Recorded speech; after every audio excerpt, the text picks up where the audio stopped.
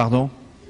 D'accord. Donc je confirme bien que votre exposé sommaire indique bien vise à renforcer de 30 millions d'euros, mais dont le texte est bien à 20 millions. Vous avez la parole. Oui, Monsieur le Président, Monsieur le Ministre, mes chers collègues, c'est un amendement extrêmement important qui porte en fait sur le rythme d'évolution du point d'indice de la retraite du combattant. On est tous d'accord pour dire que l'objectif, c'est 2012, l'indice 48. Par contre, on a une différence simplement sur le rythme d'évolution.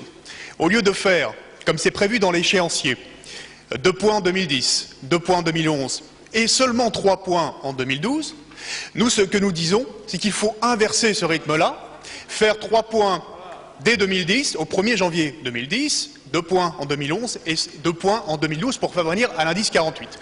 Pourquoi? Je reviens sur les propos tout à l'heure de Jean-Pierre Dupont. Il ne faut pas opposer droit à réparation matérielle et droit à réparation morale. Pour moi, c'est un tout indissociable. Et la question de la reconnaissance de la nation n'est pas aujourd'hui à opposer à la question du pouvoir d'achat.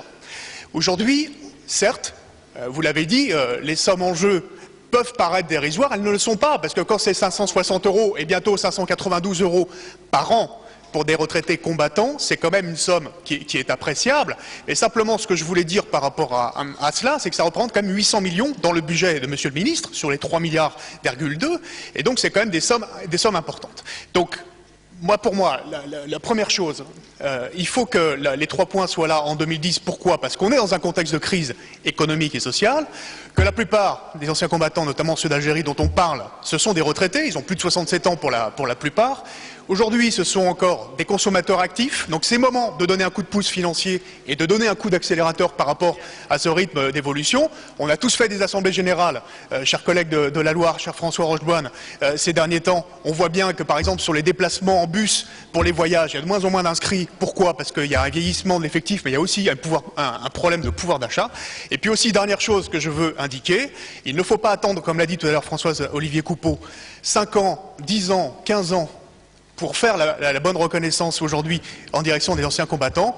On avait 1 500 000 ressortissants qui bénéficiaient de la retraite du combattant au 1er janvier 2007. Nous aurons au 1er juillet 2010, selon les prévisions du ministère, 1 465 000 ressortissants qui bénéficieront de la retraite. Ça veut dire une baisse de 10% en l'espace de 3 ans. Donc, si on attend encore 3 ans, on aura 10% de bénéficiaires de la retraite de combattants en moins. Donc c'est maintenant qu'il faut faire l'effort. Merci, Monsieur Juanico.